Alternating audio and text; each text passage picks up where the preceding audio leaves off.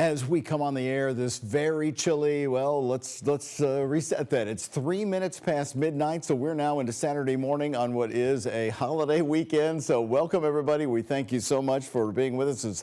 That camera is in eastern Jefferson County. Hi, everybody. I'm Doug Proffitt with Chief Meteorologist Mallory Schnell, and thank you so much for staying with us right after the football game on ABC. So, Mallory, going to be here for the next 30 minutes. We've got a lot of stories to tell everybody, all new here tonight, and you're going to start off with a very chilly Saturday. So many people are going to be outdoors throughout the day on Saturday. Yeah, and we're still talking temperatures tomorrow, running about 10 degrees cooler than average. So highs, we'll be lucky to reach that 40-degree mark tomorrow afternoon. Temperatures overnight, I will say, not as bad as they could be, with still some of that snow on the ground. Temperatures are currently in the mid to upper 20s to lower 30s. And the reason temperatures are stalling out is even though we had some clearing skies this evening, allowing for you to see that full moon out there, we actually have winds that are coming in from the south and southwest. So that's ushering in slightly milder air, and clouds will increase as we continue onward through the overnight hours. You can tell these temperatures actually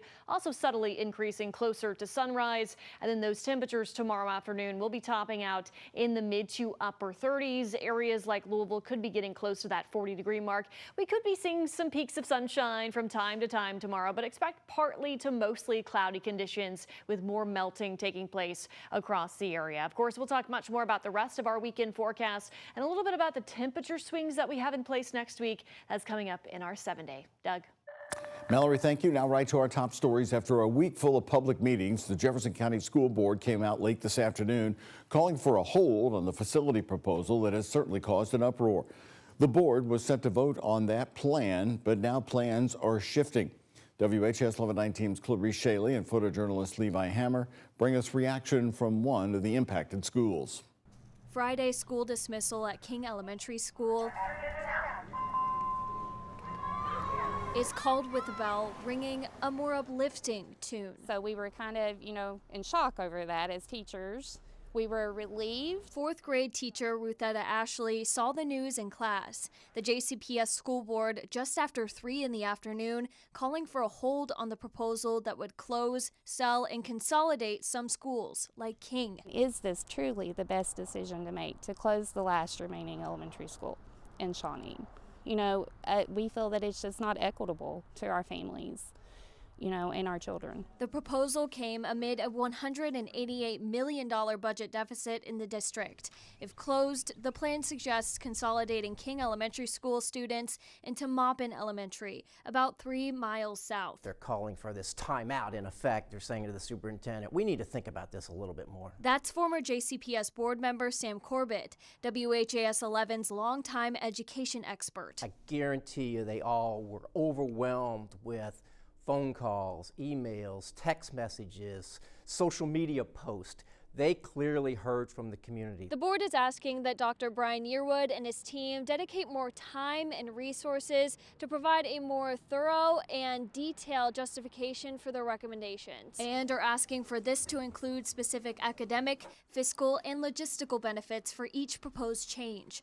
Corbett says there's no time for the school board to take a pause on decision-making, with decisions on the budget needing to be made by mid-January and the break coming for the holidays. They are under the gun. I would suggest 6 weeks maybe to make these decisions. You're already seeing a delay as it relates to the school closures. The time gives King Elementary hope. We are actually talking about perseverance at King Elementary this week. So this is a true message to these kids of never giving up, never losing hope. When things get tough, we've got to keep working and keep going. A lesson for the young minds of JCPS, while the top school administrators may be reviewing their notes ahead of the important school board vote. With photojournalist Levi Hammer, Clarice Shaley, WHAS 11 Night Team on your side. Board members will now vote on the motion to pause the proposal in their upcoming December 9th meeting. And they say this is not a vote against the need for necessary changes, but rather a step to ensure the process is as thorough as possible. With the JCPS budget in the spotlight, WHAS 11 News asked JCPS in an open records request how many central office employees make six-figure salaries. Their response, 485 employees at non-school locations are making $100,000 or more. If you do the math, and if every person were to make exactly $100,000 even, that adds up to $48.5 million of the JCPS budget. All the members voted. Tally roll. Roll call shows 57 ayes, 41 noes. The bill has passed. Redistricting, the congressional map across the state of Indiana, just got one step closer from becoming reality. This follows both President Donald Trump's and Governor Mike Braun's attempt to win more Republican seats at the federal level. WHAS11 Night Team's Jose Alonso is here right now with more. And Jose, you've been talking with Southern Indiana Hoosiers about this map passing the House. What do they tell you about that move? Doug, we spoke with 3 people, one from New Albany and a couple from Jeffersonville, and they don't agree with this attempt to redistrict, but feel like Southern Indiana isn't a priority at the Capitol, especially with this proposed change. Now take a look at this proposed map. These new borders are what's being debated within the state capitol, and you can see both Floyd and Clark counties in yellow and how the proposed change extends representation further north until it encompasses a part of Indianapolis. The Hoosiers we spoke with today found this appalling. Yep. When you see this picture right here, just what's going through your head? It's just the people in power that are trying to maintain the power that they have and get a bigger piece of it if they can get it. On Friday, the attempt to redistrict the entire state of Indiana's congressional map was debated on the House floor in Indianapolis. Redistricting is not merely a procedural exercise every 10 years. It's an ongoing constitutional responsibility. Democrats questioned the bill's author, Republican Ben Smaltz, about obtaining this recommended map from a third party. Who paid for this vendor's contract? Was any public funds utilized? I don't know that. I don't have any idea. I wouldn't be able to guess. So you have no idea who paid for this? I do not. And you have no idea if any public money was utilized? I have no idea. We took to Spring Street in downtown Jeffersonville, Indiana, to ask Southern Hoosiers how they feel about this action. And I think the public spoke and the governor overrode what the public wanted in order to get 2 new additional Republican seats to stack the cards in the Republicans' favor, which is what gerrymandering is basically all about. Southern Indiana isn't really represented anyway, that I feel like, so if this passes, we still really don't have a say. We reached out to local Republicans like sitting Congresswoman Erin Houchin. In a statement via X, Houchin says in part, quote, Indiana needs a map that accurately reflects the will of our communities. The proposal before the House today does exactly that. Democrat House Representative Wendy Dant-Chesser of District 71 also debated the bill. When people in Southern Indiana say that their voices aren't heard in Indianapolis, that's a sad state for them. That's a sad state for all of us to be in. The Indiana Congressional District number 9, if approved by the Senate, will stretch from the western side of Indianapolis all the way down to encompass our area in Clark and Floyd counties. We are now going to be competing with the voices in Indianapolis to make sure that our needs are adjusted or are recognized in Washington. House Bill 1032 will now head to the Senate for debate on Monday. We did reach out to Southern Indiana Senator Gary Byrne, a Republican for District 47, for comment. He says in part, quote, I still stand with President Trump on redistricting. We are seeing Democrat states redraw their maps to give them an advantage over us and to water down our voice. And the fate of this bill within the Senate is unclear. According to reports in Indianapolis, most Senate Republicans outside of Byrne have not shared where they stand on redistricting. Reporting live in studio with photojournalist Aspen Hester, I'm Jose Alonso, WHAS 11 Night Team on your side. Jose, thank you very much. Now, looking at other parts of the United States, the U.S. Supreme Court approved Texas's controversial redistricting plan, a move that could reshape U.S. House seats and give Republicans an advantage in 2026.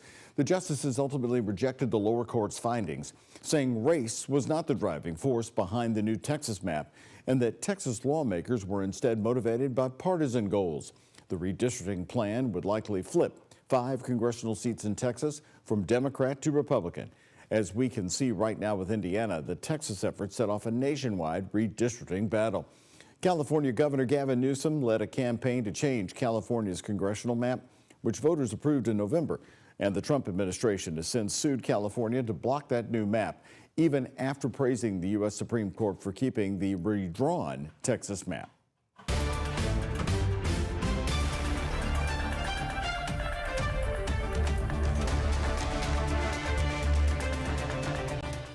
Here in Kentucky, he's President Donald Trump's hand-picked choice to run against Republican Congressman Thomas Massie. The well-known Shelby County farmer Ed Gowrine. Massie, a frequent critic of the president, represents Kentucky's 4th congressional district.